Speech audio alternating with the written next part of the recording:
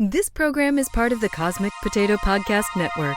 For more shows like this, visit our website at cosmicpotatonetwork.com. All right, you primitive screwheads, listen up. I am Iron Man. That's a big point. Pizza Dude's got 30 seconds. You are a toy! It's Leviosa, not Leviosa. Why so serious? The city's flying. We're fighting an army of robots. And I have a bow and arrow. None of this makes sense. Hey guys, it's Joel. I had a question for you. Let's say we were living in a superhero world. What villain would be most likely to have released the coronavirus on our world? And who do you think would be the best to combat it superhero-wise? Have fun! And welcome to World War G, episode 261. I'm Troy. Guys, I want you to meet a really good friend of mine. This is Troy. I'm AJ. AJ? What kind of name is AJ? Oh, you race cars? Okay, so... You just heard Joel's question. Yeah. So we both have a villain in our mind. Yes. So what we're going to do, I'm going to say 3, 2, 1, and then we'll both say the villain and see if we have the same one in mind. Okay. Ready? Okay. Wait. Now are we going like right after 3 or like? I'll go 3, 2, 1, answer. Okay, it's like when you do like rock paper shoot kind of a deal. Like nobody knows when exactly to go. So I just figured I'd get a. Okay. 3, 2, 1, answer. Okay. All right. Oh, I was just about to. 3, 2, 1, Dr. Doom. Scarecrow. Really? Yeah. Oh. Okay, why are you saying Dr. Doom? I said Dr. Doom because this is something... Dr. Doom's whole thing is about taking over the world. Right. And this is something that affects the whole world, but is affecting it slowly. Right. You know, Dr. Doom is very methodical. Yeah. See, we got that right. He's in it for the long haul, kind of playing the long game, yes, right? He's more of a Lex con. Luthor kind of a dude, where he's always like, he's playing chess, everybody else is playing checkers, and like has these knee-jerk reactions to it, where he's just like, I'm just going to take my time. It's a slow burn. And so what's going to happen inevitably with this is the financial backlash. And crisis that could face, potentially not just the United States, but the rest of the world. And so Dr. Doom would then sweep in with his, money and resources and say, hey, I can help out. I can bail you out. I can bail you out. Okay, I can see that. See, I went more of the direction of like the Scarecrow, because he would have a way to release this, and his big thing is fear, and that's what a lot of, like, I don't think the coronavirus would be as bad as it is if it wasn't for fear. For the panic, yeah. For the panic, right, that ensues. So that's kind of the direction that I went with it, that it's not just an actual thing, it's also, like, fear is dictating a lot of, like, things as well. So. Yeah. I can see that. And like even like in the movies where you see him release stuff into the water stream or attempt to. Yeah. I was going that direction. All right, so for the second part of the question, what superhero would be best to combat this? I kind of went with a public enemies kind of a thing, and I'm thinking Superman and Batman. Superman for his intellect and his ability to be able to, like, if they did come up with a cure, which I think Batman would, because he's familiar with, like, Scarecrow, and he was able to find an antidote to alleviate, like, that fear toxin that he had, right? Yeah. So I think the two of them, like Superman would help come up with this cure as well as Batman, and then Superman would be really good at like releasing it. And also he's kind of like, to combat that fear side of things, he's kind of a beacon of hope, right? Where Batman's more in the shadows, you know, and like he's the brain kind of behind a lot of these different things. I think Superman could be that kind of that beacon of hope and be like, guys, it's going to be okay. Everybody's going to have toilet paper. Yeah. It's okay. So. Yeah. Which superheroes did you pick? I picked Mr. Fantastic. Okay. And Iron Man.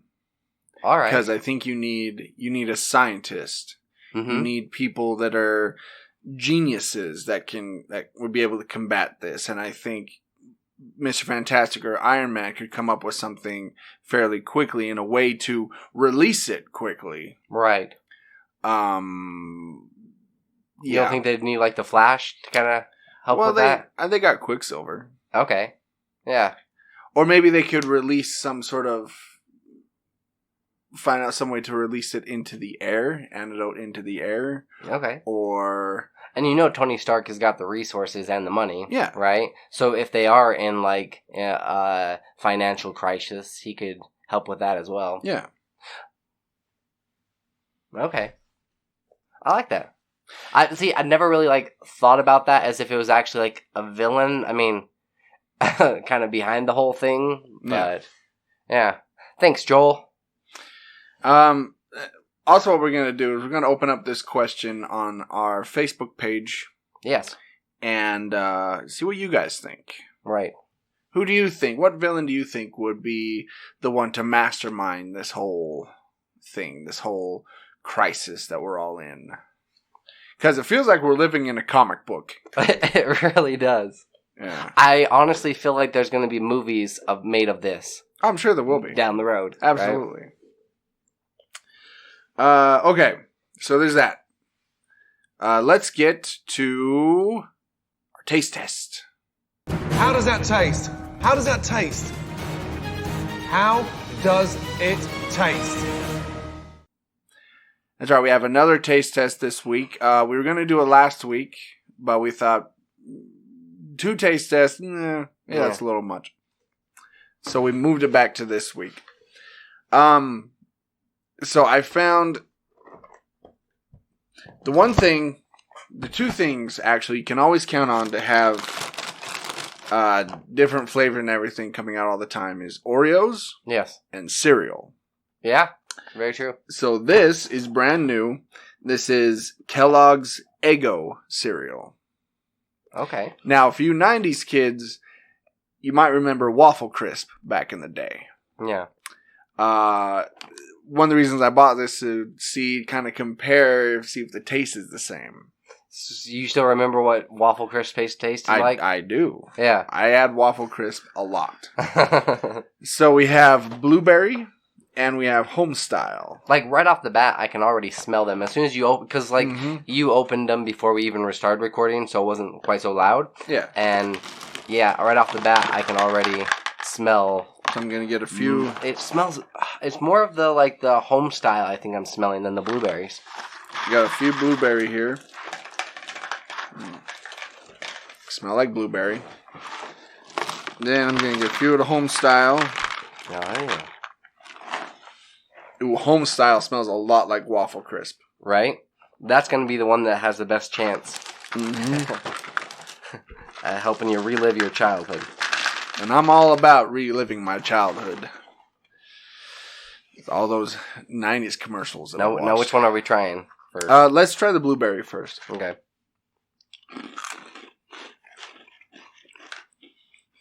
Right off the bat, I'm getting like a lot of blueberry. A lot of blueberry. Which isn't a bad thing. No, it's not a bad thing.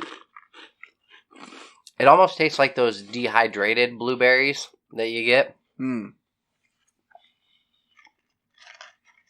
I actually like it.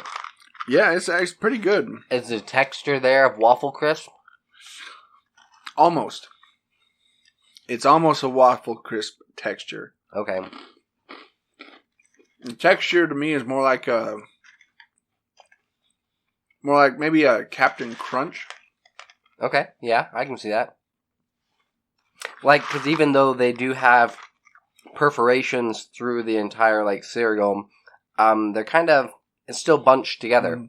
And it falls apart really easily. Like, it's not something that's gonna, you know, damage your mouth or anything. Right.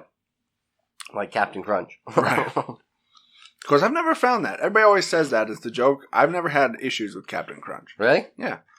And I don't eat it with milk in the bowl. I eat it dry. So you think, yeah, if you're going to have a problem, yeah, for sure. Huh. All right. You try the Homestyle now? Sure.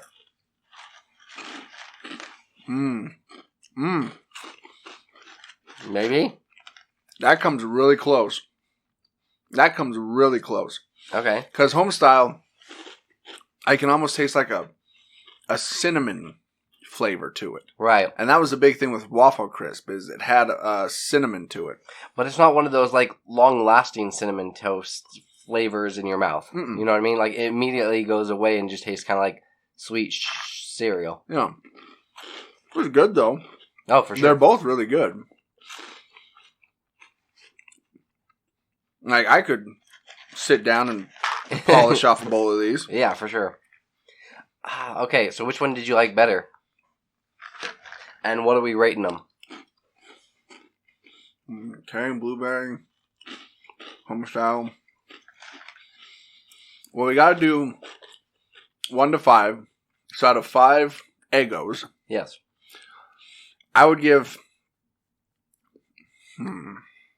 I like how they suggest that you can also put it on like a sundae. You know, an ice cream sundae. Yeah. There's a couple of different like suggestions on the back of what to do with these.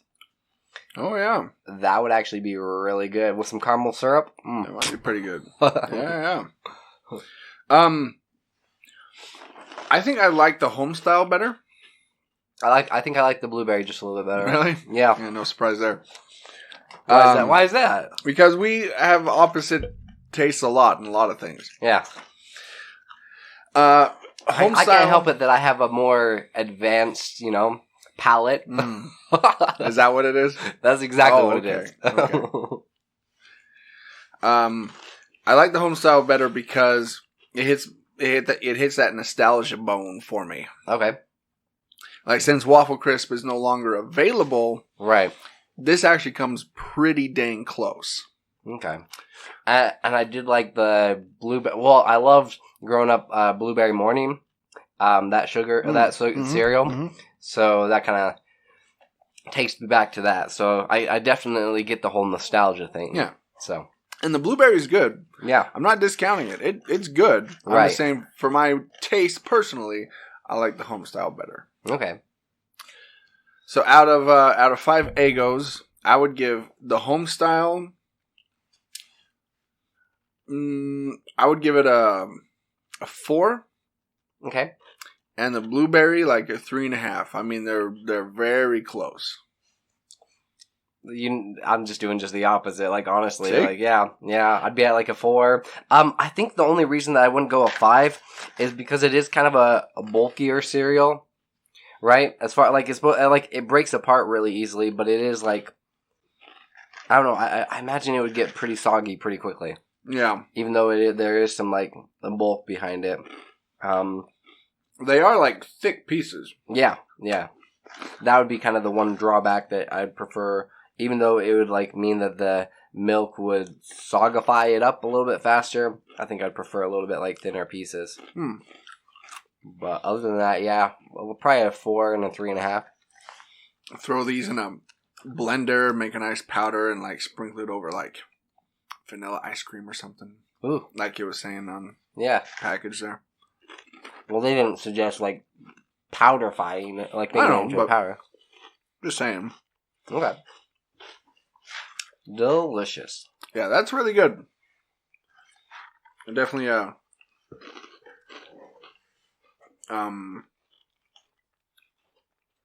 definitely would say you should go out and pick those up.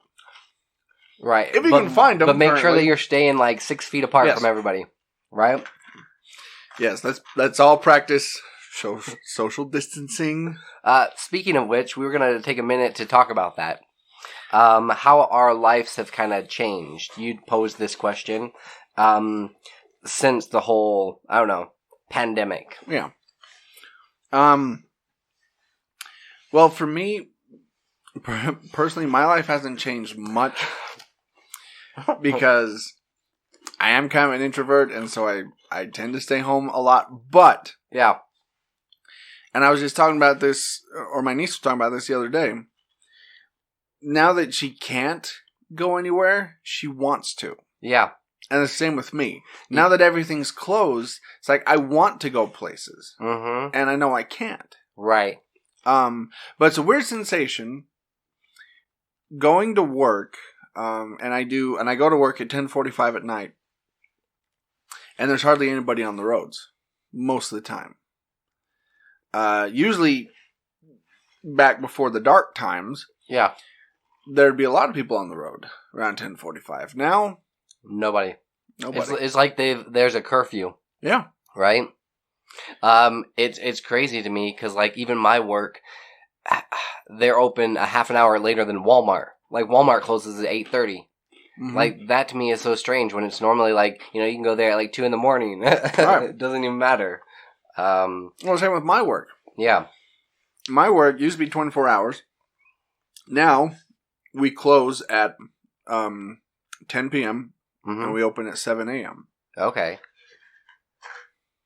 Yeah. That's just to give you guys a chance to restock and, you know, exercise a little bit. Prepare yourself mentally and emotionally for... Stretch a little bit. Yeah. Yeah, my life, like, honestly hasn't, like, changed. I mean, I could see it being impacted a little bit, like, with work because it seems like there's a lot less of it. So I'm a little nervous on that end. But yeah, no, I don't know. It does suck that the gyms are closed. That, like, I used to go there, like, right after work, and I'm just like, oh, what the heck? Now I'm going out for, like, bike rides and for runs and just, like, trying to do something, you know. I don't have that many weights at home that I can really, like, work with. And, like, I'm thinking about taking up yoga. Like, you gotta do something. You gotta do what you gotta do. Yeah.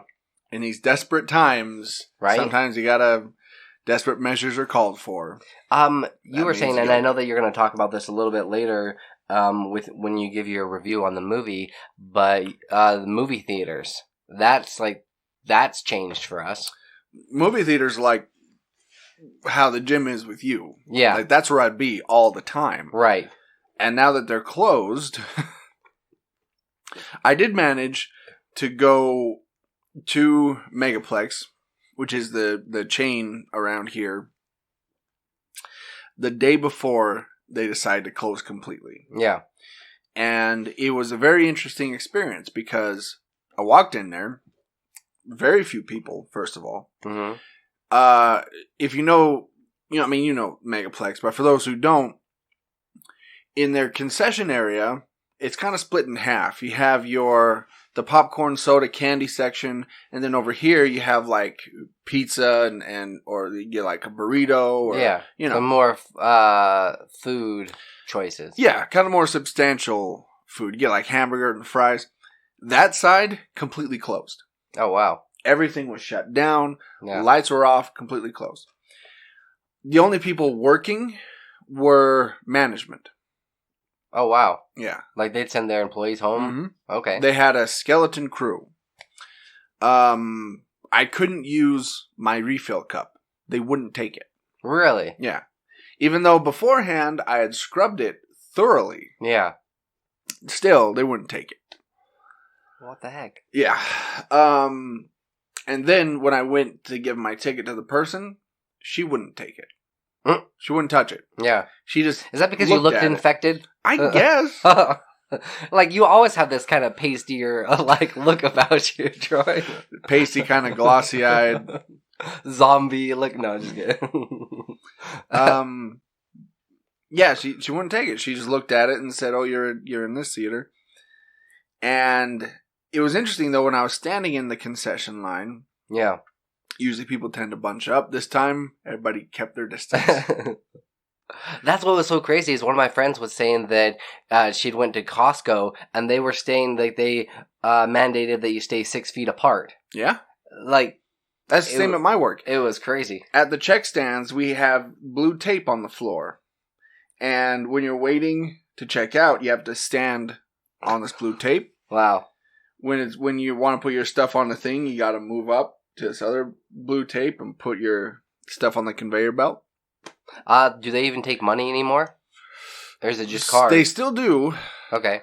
Still taking money, With which gloves? I'm surprised. Yeah. Some cashiers are wearing gloves, yes. Okay. It's kind of a by choice, person to person base. Yeah.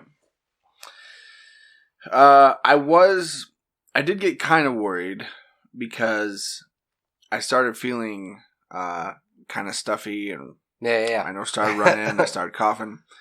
But I'm afraid to cough in public. I know. That's terrifying. Yeah. Like coughing, sneezing, or sniffing in public. Yeah. Like, I would rather just let out this massive fart. That would be less embarrassing or less, terrifying. Less terrifying. Yeah, no, for sure. That, and I find myself, I do wash my hands a lot more, and I'm using, like, hand sanitizer, like, constantly. Oh, I'm getting I'm getting a rash on my hands because how much I'm washing them. Yeah. Like, I'm probably going to wash my hands after the podcast, like, not going to lie. Like, yeah. Well, my mom is planning on coming down here after you leave and, like, disinfecting everything. Oh, thanks a lot. Because of me. I told her didn't have to worry about you, but... Yeah. So, yeah, it's just weird, man. It's such a strange... It's such a weird, strange situation. It is very strange. Like, some of the shelves are completely, like, gone when you go to, like... I don't know. I used to go to, like, the grocery store occasionally a little bit more frequently than I do. Now it's just like, do I need it? Can I wait like a week or so? Yeah. Well, now it's like you're going to the grocery store to get, like, supplies. Yeah. Survival supplies. You're not going there for groceries. You're going for supplies. Yeah. It's going to change all of our lingo. It's like, what do I need now? Okay, I need more cans of food. Can I ration this out a little bit? It's so bizarre. I guess it's changed in, like, little things, but I don't know. The larger picture, just a little bit. Well, like, I know you use, like, dating apps and stuff. I'm sure that's completely changed. Yeah. Oh, for sure. I don't think people are so keen. We're pen pals now. Like. Yeah. Like you're going back and forth with emails now. Exactly. I'm having to write, like, poems and sonnets and crap. It's like you're a soldier in World War I. Day 15, you know. My dearest Martha. It's been 85 days since I've seen you last. Oh, man. That really hits home. My heart yearns to be next to yours. But that's what it feels like. It's like we're living in a movie or a comic book or something. Like, this is... It's weird. And it's going to have, like, long-lasting ramifications for sure. Yeah. Right? Like, I mean, physically, financially, after all is said and done and things start getting back to normal, normal is going to feel weird. Right. Oh, for sure. Like, gathering in large groups, that's going to feel weird. Mm-hmm. Yeah, I mean, has it kind of changed your perspective a little bit on, like, necessities and what's actually important? Has that, like, changed a little bit? Like, priorities? Yeah. It makes you be a bit more creative when it comes to certain things. Like, okay, well, you can't go out to a restaurant, so let's learn how to cook. Yeah. You can't go to the movie theater, so... Let's learn how to pirate. Yeah. Hey, jump on board. And go buy, packages of popcorn and stuff and do it that way. I mean... Yeah.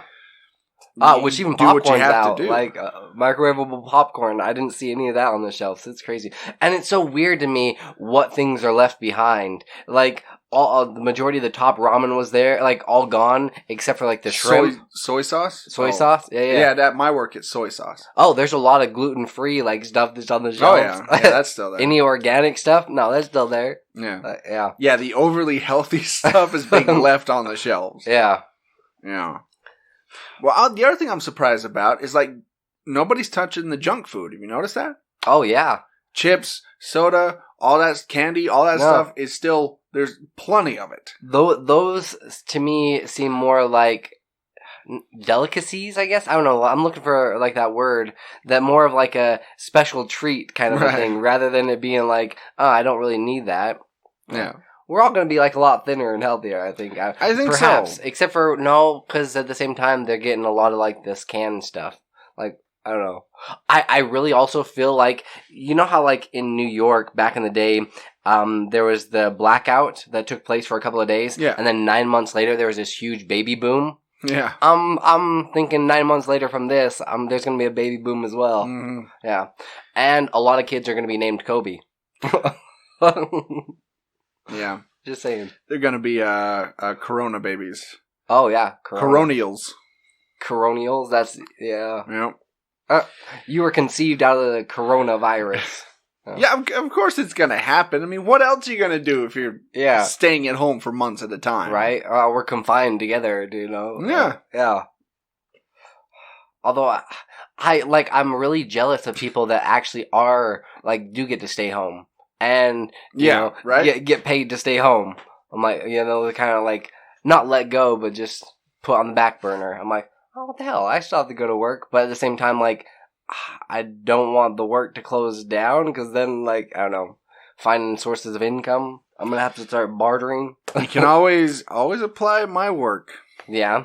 Yeah, we're not going to close down anytime soon. No. Okay. And we're actually hiring temporary positions right now. Oh, wow. Okay. Yeah, it seems like them, and there was, like... Amazon has definitely started hiring. Like, I see posts all the time for that. Yeah. Because people are buying stuff online. But even still, like, and it really also sucks for these small businesses. Yes. Right? That my heart definitely goes out to, is these small businesses that they're doing whatever they can. I know one of our places that we went to when we did our worldwide local tour, Lucky Slice. Mm-hmm. Those guys, they're constantly saying, like, hey, or even Lavender Vinyl. Yeah. They're saying, like, hey, we've disinfected everything. We're not allowing more than 8 people at a time in the store, but we disinfect it. And if you're in, like, the Ogden, you know, surrounding areas, we'll deliver to you, you know, if you need, like, a record or something. Well, that's the other thing. Restaurants now are creating makeshift drive-thrus and deliveries and stuff like that. Oh, yeah.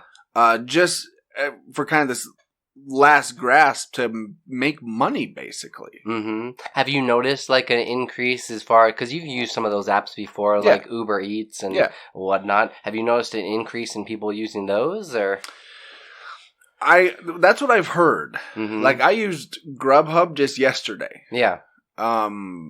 You weren't worried about the driver, like, contaminating the food? I was, but I was listening to a podcast, and they had somebody actually come on that works for one of those. Yeah. And they were saying that, you know, they're being supplied with hand sanitizers, they're taking disinfectants. Extra precautions. They only touch the bag. They never touch the food. They never touch, you know, anybody at the restaurants. Right.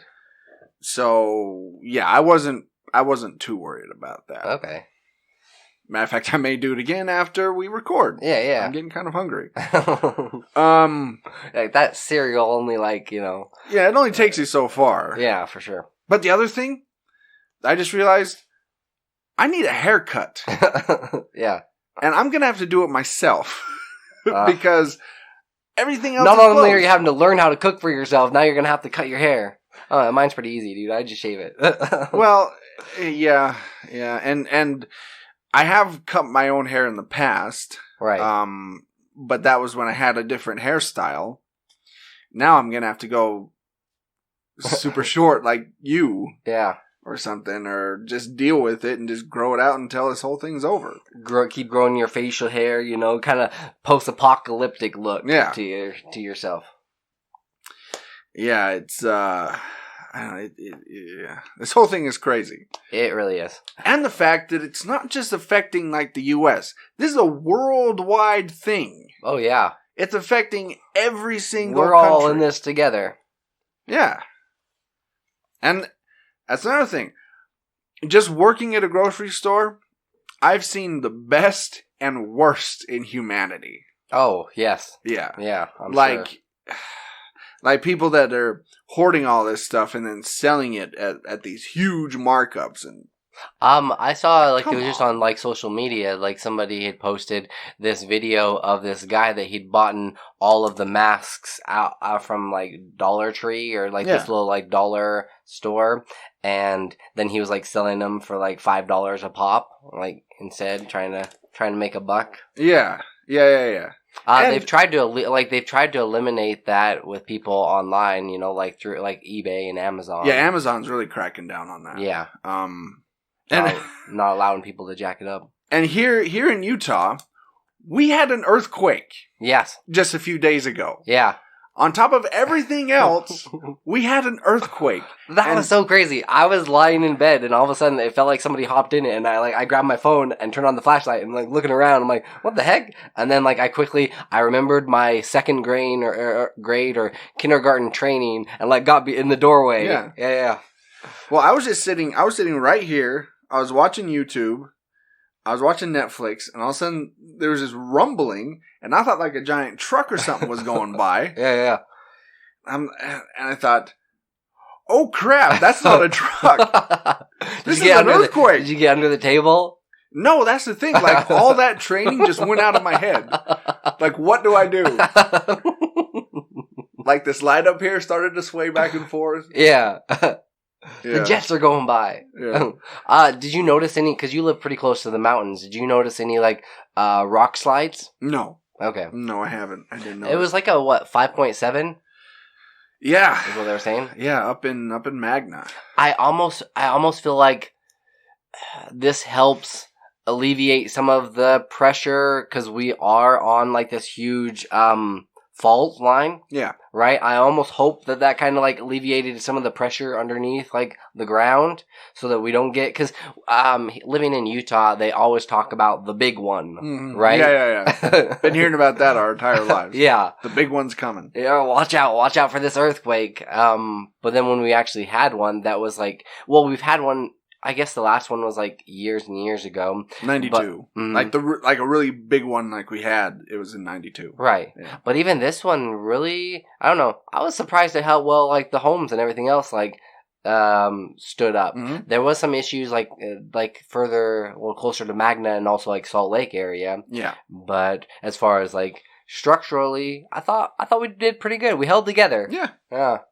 But that didn't help our panic at all when it comes to supplies. Not at all. See, and that's why I've even seen online where it's just Utah is the number one state for not hoarding, but for going out and purchasing stuff and supplies. Yeah. Yeah. We're really bad when it comes to that. I feel a lot of it also comes from the earthquake.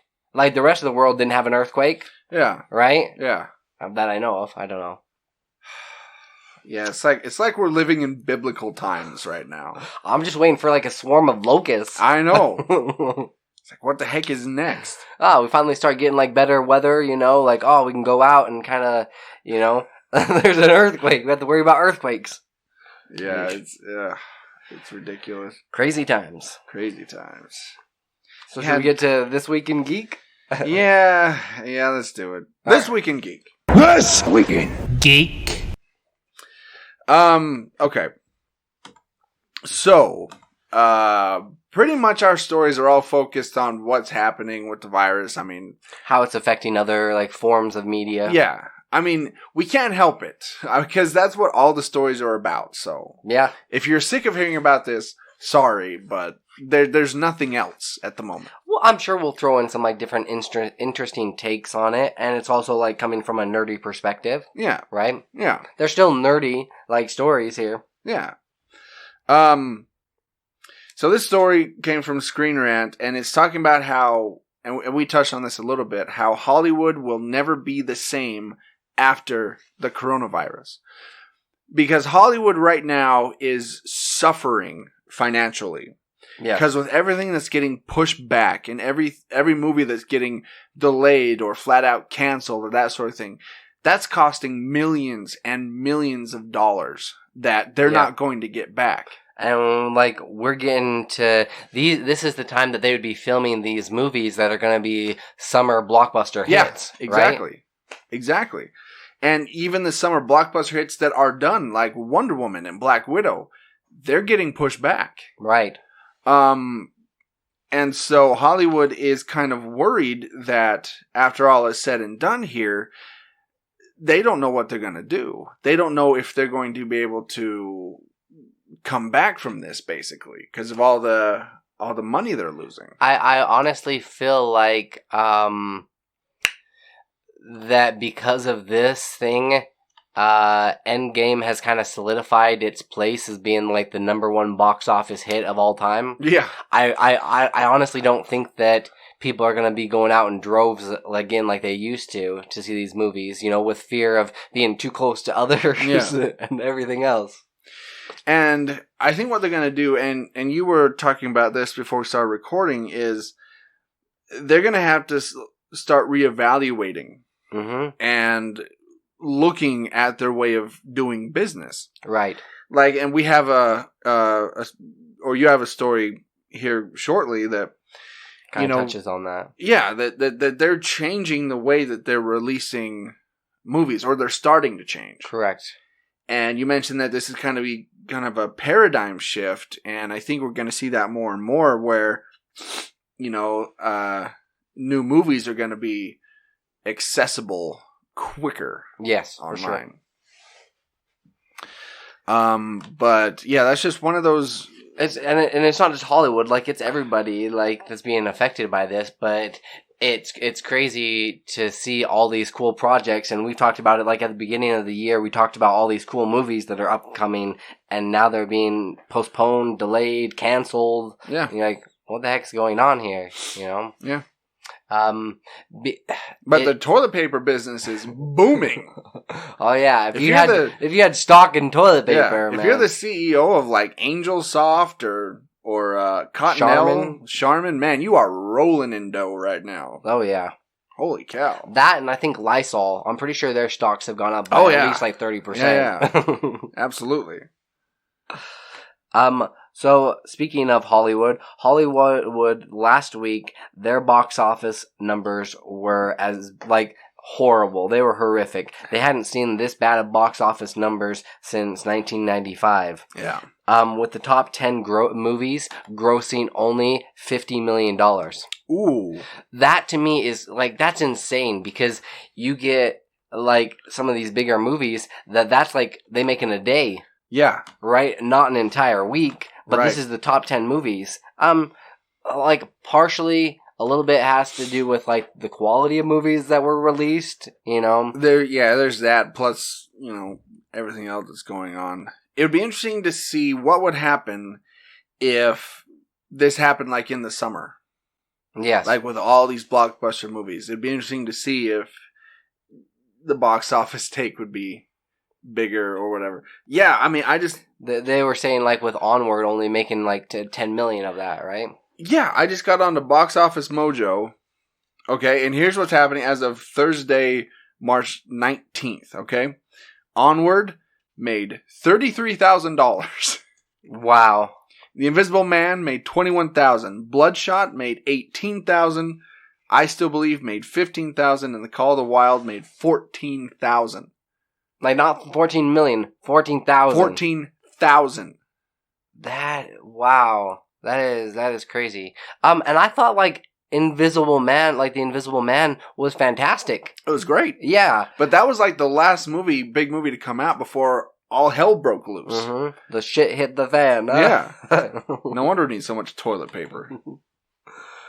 That's crazy numbers. Oh, wow. Yeah, when's the last time we've ever seen a movie that made just a few $1,000s? That's when it's in its last week in theaters, right? Yeah. Before it goes to DVD. Especially if it's a Disney Pixar film. Yeah. Wow. Yeah, it's crazy. But speaking of... Have no fear. Store that will be remaining open. Yes. GameStop is forcing physical locations to remain open in the midst of the coronavirus pandemic, citing its apparent status as an, quote, essential retail location as a means to circumvent local law enforcement attempting to shut stores down.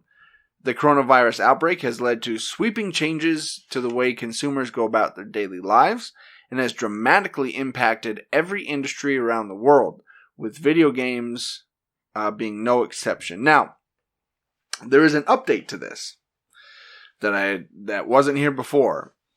It says GameStop has issued a statement to its employees confirming that it will be closing all of its stores in California. Okay. A day after the game retailer claimed it was essential retail, quote unquote, and would remain open. The official statement states, "We are closing our stores in California. The closure will remain in effect until further notice as we obtain more information from the California governor's office." And I feel that that's pretty timely because they were saying that New York has got the most cases as far as like the coronavirus is concerned and like most deaths.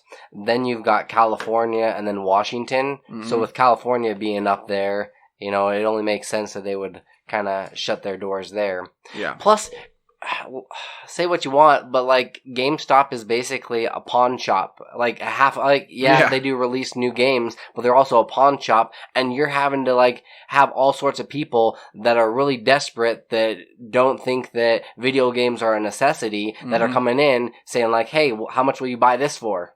Right. I can't even imagine working at GameStop. Like, I'd be wearing gloves, hand sanitizer. I'd be wearing a hazmat suit and just saying, "Oh, yeah, no, this is, you know, for this new video game release or something." Just joking about it, but, like, wearing it because I don't want to touch all this other stuff. Yeah. They have also, I know that they did GameStop recently because Animal Crossing just got released. And there was another big game. Oh, Doom had just barely come out that people were playing. They'd kind of changed the midnight releases or the 9 o'clock releases that they were doing to where they were doing it differently so they didn't have like that big of a crowd. Right. Because I do at the same time, like as much as people want to stay isolated, they do need stuff to entertain them. Right. And Animal Crossing is a huge game that like could do just that. Right. Well, that's what I did. I busted out the GameCube. And I've been playing the original Animal Crossing. Yeah. Because it's very relaxing. It is. And when you need something calming, therapeutic, like, it's nice to have. It is still weird to me to, like, try to explain Animal Crossing to other people, though. You can't do it. It's something you have to play, because it's like, you buy a house. Yeah. From this guy that you work for that owns a store. Nook. Then you have to continuously pay off the house. With bells. Their form of currency. And you can go fishing, and you can dig holes, and you can cut down trees. And shake trees. Where you can either find fruit, or you can find bees. Yep. Yeah. It's really weird to try to explain it, but it is... like, it's very therapeutic and just kind of calming and nice. That's why I think that it'll actually do better, like, with its online sales. Yeah. Because people still want to play it and still want to enjoy it. Yeah. Online gaming has gone way up right now. Oh, for sure. Yeah. I don't even know if, like, you can still, with some of these stores, I mean, I guess you can go to GameStop, but get these physical copies of the new games. They're going, and that's another thing that's going to change, because I know we spent a lot of time talking about movies and the direction that they'll be changing, but I feel like video games will as well. There's going to be a bigger push for online downloadable games. Yeah. You know? Yeah, it'll be interesting when it's all said and done. But... Okay. So, Universal will be releasing its films that are currently still in theaters as $20 rentals starting this coming up Friday. So this article was written on the 16th, so they've already started doing this. Yeah. With the first one being Trolls World Tour.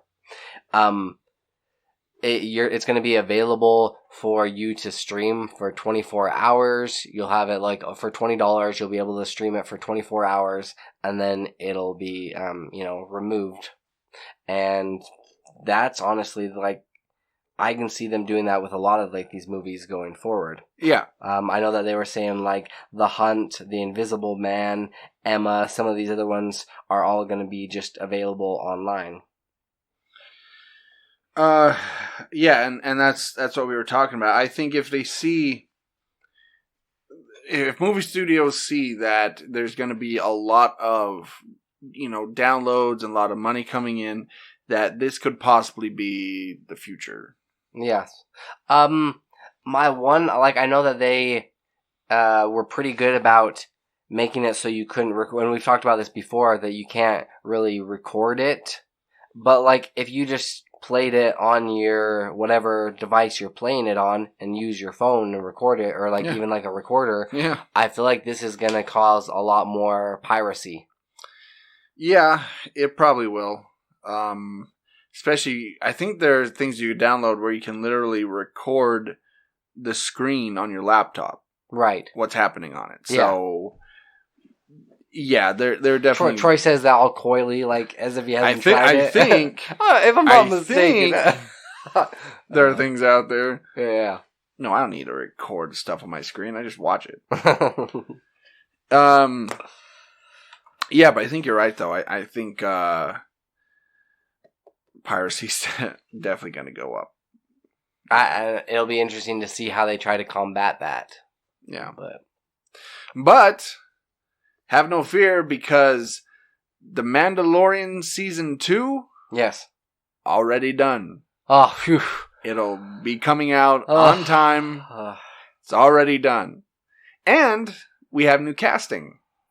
The Mandalorian Season 2 cast Rosario Dawson as Ahsoka Tano. Now, this is kind of a big deal, because Ahsoka Tano has only appeared in animation. She's only appeared in the Clone Wars. Yeah.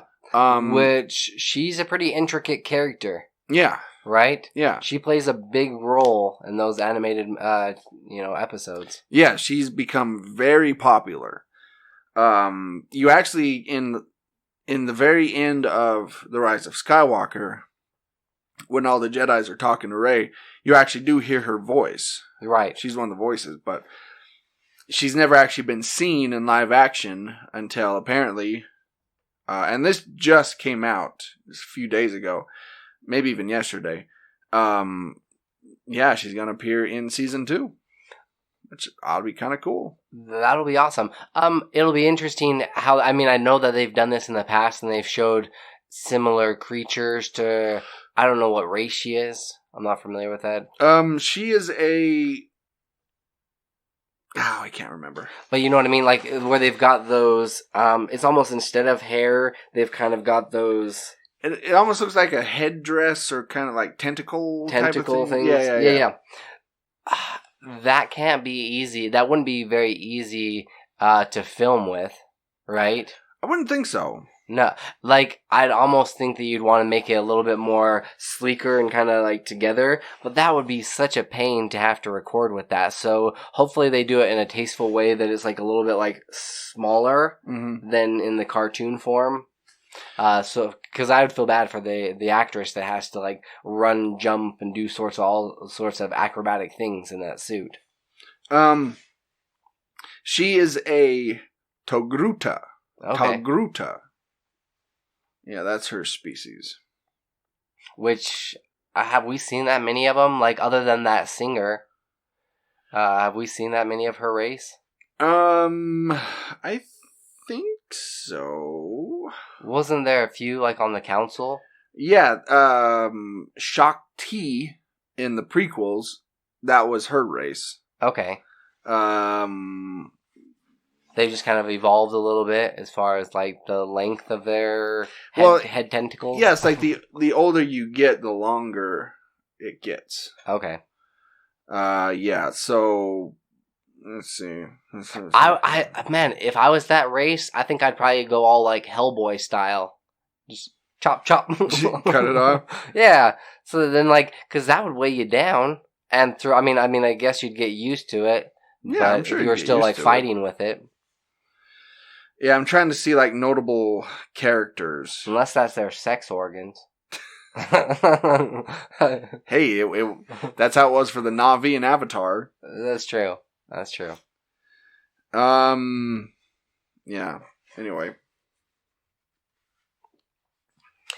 In other news, so Wonder Woman, like we've been talking about, Wonder Woman 1984 is looking at potentially going straight to a digital release rather than going through the theaters, which is a huge blow, especially with the success of the first Wonder Woman movie. Yeah. Right? That's gonna take quite a hit, but I almost feel like there's enough people out there that are gonna say like, hey, we gotta support her, and Gal Gadot has been doing like awesome things online, you know, that I feel like this would be one of those movies where people would kind of rally behind it, and I still think there's going to be some success with it.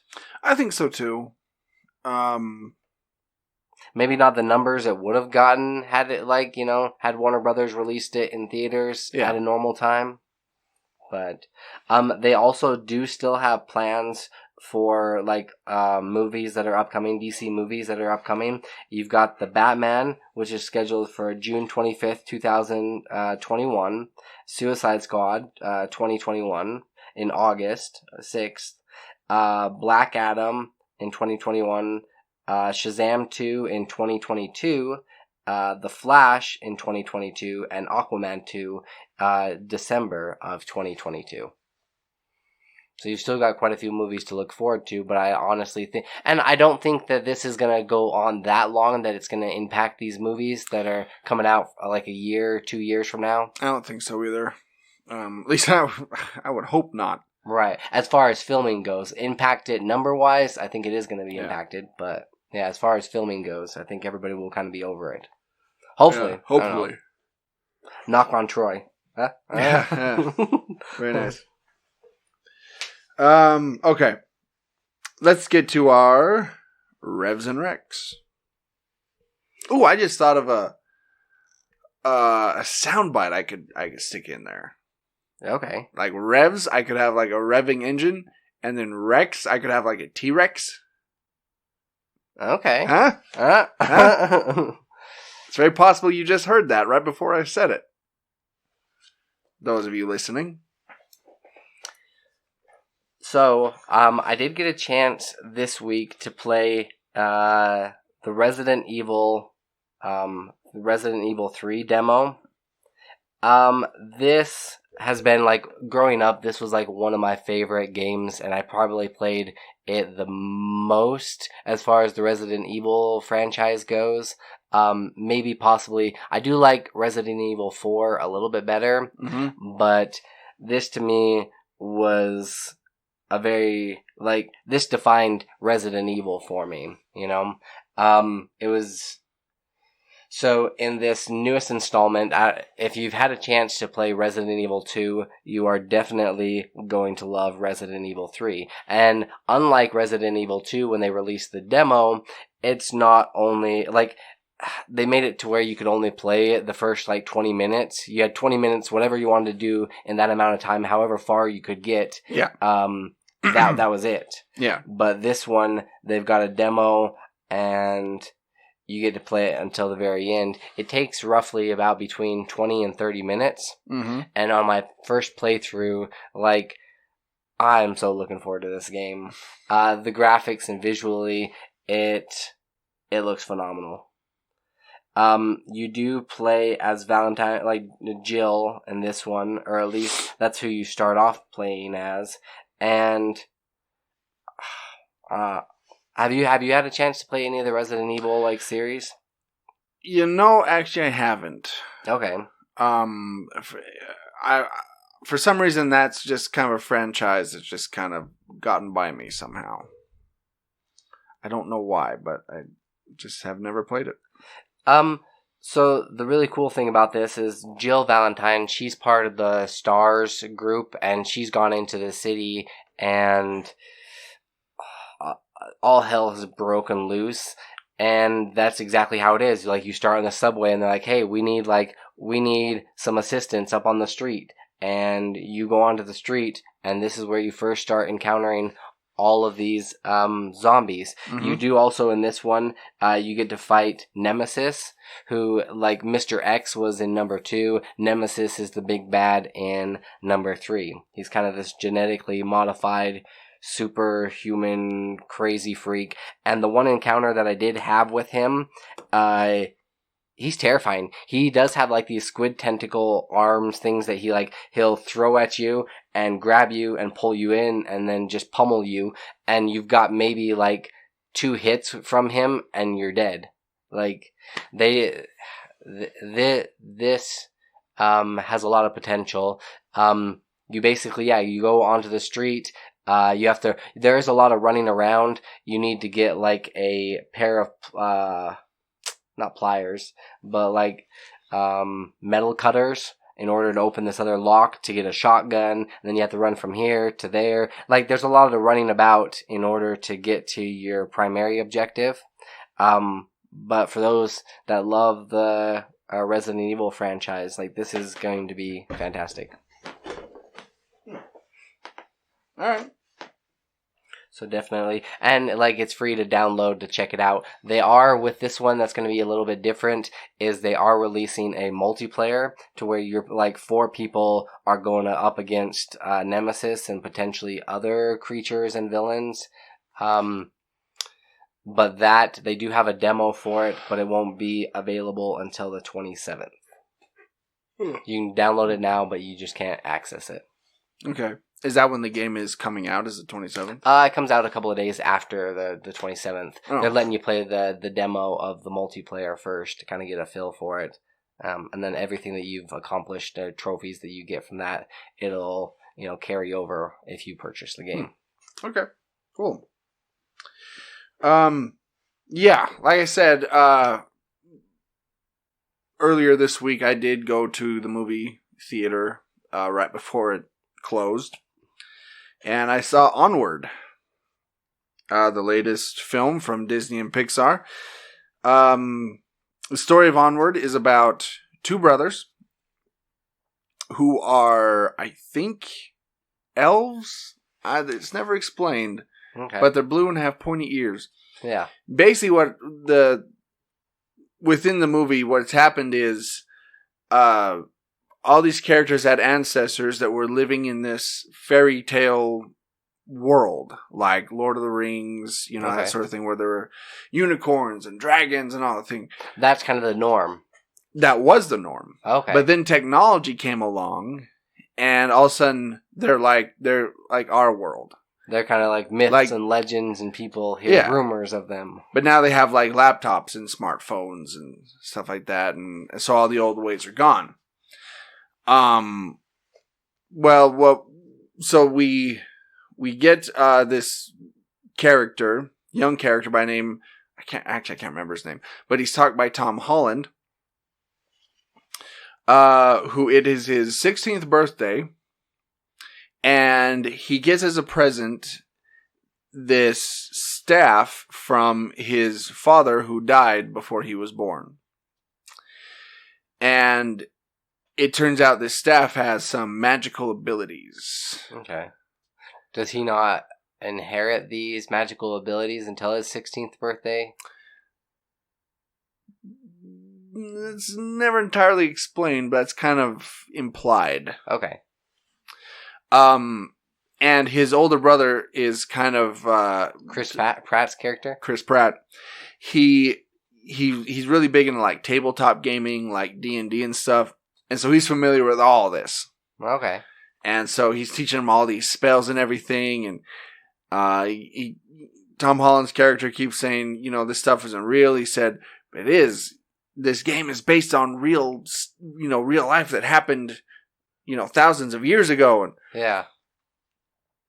And what happens is their dad apparently was also kind of into magic, and he came up with this spell to where when they were both ready, he could cast a spell and bring him back for 24 hours. Okay. What ends up happening, though, is a spell kind of misfires, and they're only able to bring back his lower half. Because that's the half of your dad that you don't want to bring back. Right.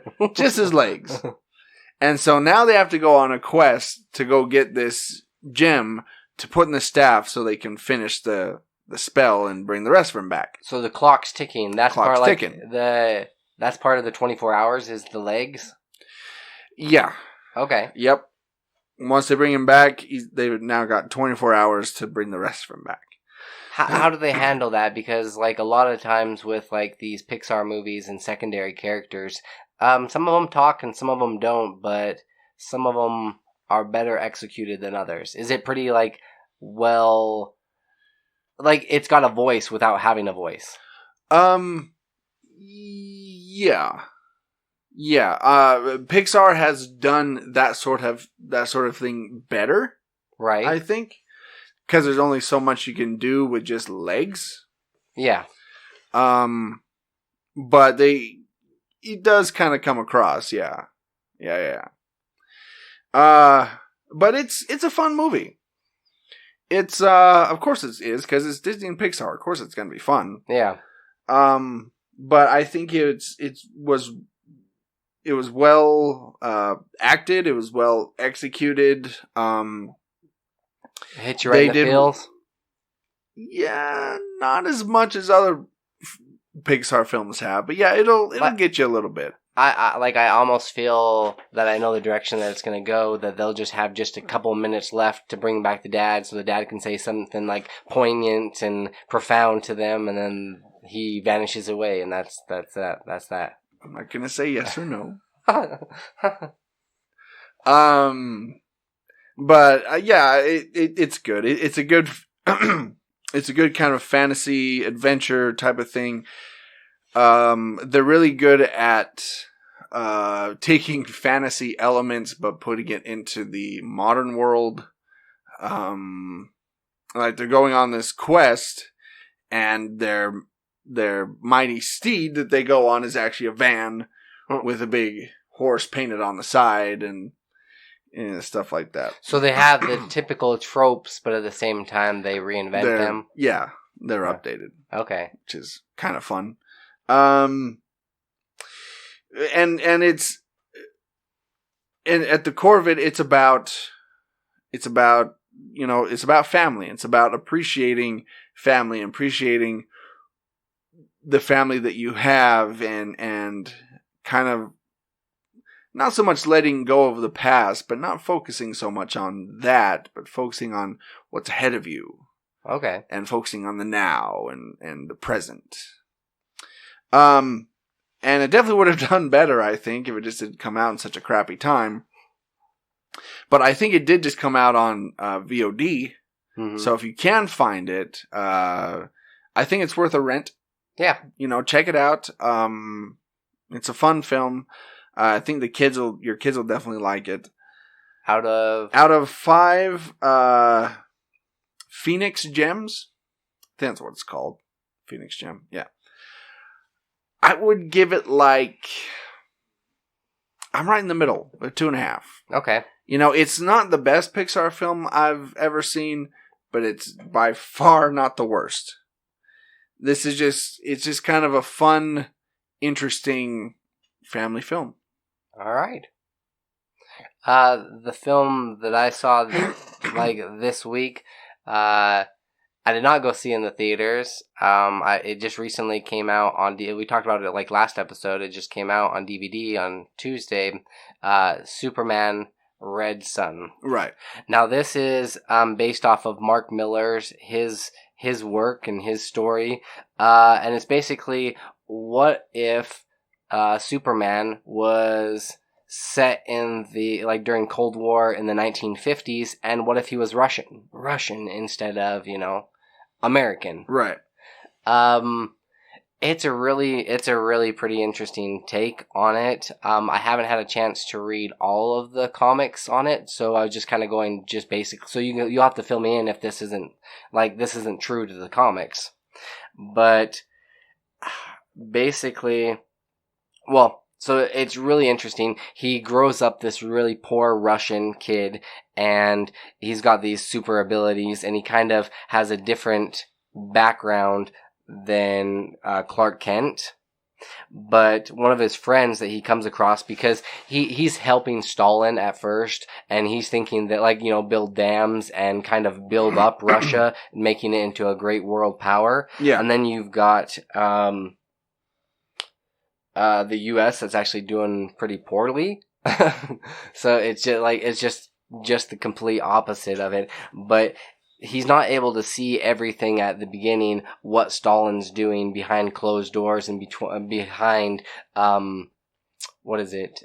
Steel, not steel. What can he see through? Like lead? Lead. Right? Yeah. Behind lead doors, basically. But once his eyes are opened, thanks to Lois Lane, who is married to Lex Luthor. Okay. Yeah. Thanks to her kind of pointing this out to him and showing him some top secret files, he catches on pretty quickly to what Stalin's doing and kills him right off the bat. Really? Yeah. So he kind of quits Stalin and decides to create world peace. Quit Stalin. Nice. Yeah. So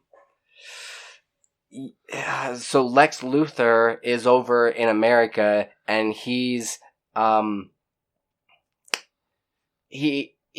to combat this Russian Superman, and so he creates Superior Man from Superman's DNA,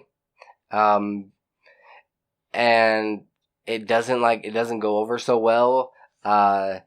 And it's so crazy because, like, you've got Wonder Woman, you've got Green Lantern, you've got, like, the majority of the Justice League, you've got Batman, who's more of, like, a Guy Fawkes / V for Vendetta kind of a character, where he just says, like, hey, I'm gonna blow up Parliament, basically, or I'm gonna blow up, like, this whole place. You've got 10 minutes to evacuate. Oh, did I say 10 minutes? I meant 10 seconds. And then blows everybody up. I'm like, what the hell is going on here? This isn't Batman. So he's kind of an anarchist? Yeah. That he has a good reason for it, and, like, there's a good backstory to why he's doing what he's doing, but it's interesting. Like, each one of these characters plays a different part and a different role in this, but it's also cool because they kind of go through this timeline from, like, the 1950s all the way up until, you know, it was like 1983 or so, but they had a different take on the Berlin Wall coming down, and they had a different take on all these quintessential changing pivotal points in history that with a different spin on it. Yeah. You know?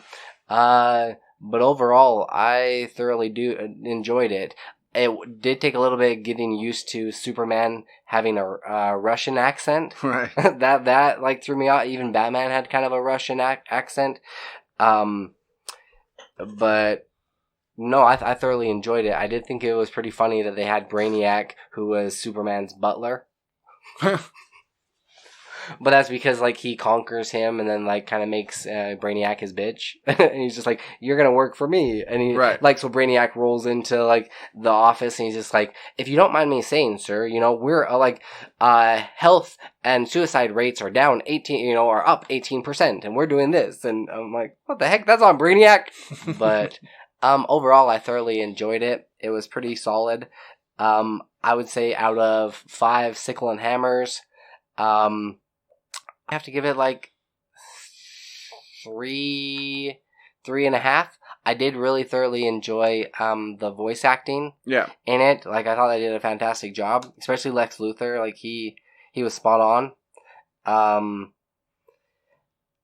The one kind of like hiccup that I didn't much care for is when Superior Man is fighting Superman, that you couldn't tell them really apart because they had the exact same suit on. Mm-hmm. The only difference was one had a US, which was really funny when like they finally release him. He's like, America first! And just like yells this and then like goes flying off to go attack Superman. Sounds about right. But yeah, he was kind of a typical redneck American that's fighting Superman. But you really couldn't tell them apart because they're flying around, and Superman, well, the Russian Superman, has got like a sickle and hammer on his chest, and the other dude's got a US on it, but other than that, they're identical. And when they're spinning around, you're like, who's who? Right. But yeah, no, I thought it was a pretty solid, fun take on a classic. Yeah. Well, it's a very famous storyline in the comic book world. I think I've read the comic. I'm pretty sure.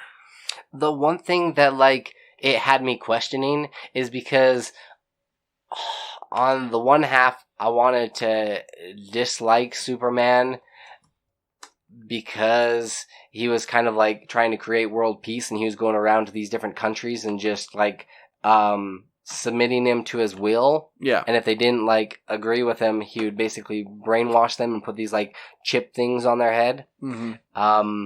But at the same time, it was weird rooting for Lex Luthor, who's American. I don't know. I was like, where are my loyalties lying here? Right. Yeah. So it definitely got me thinking. Alright. Like, socialism. Interesting. Pretty timely. They make some good points. Right? Okay. Alright, let's wrap this thing up and practice social distancing again. Yeah, we're already way too close, dude. Like, this is like... We're definitely not 6 feet. Yeah. We're like maybe 4. Maybe 3. I don't know how big this table is. So, here's where... Corona.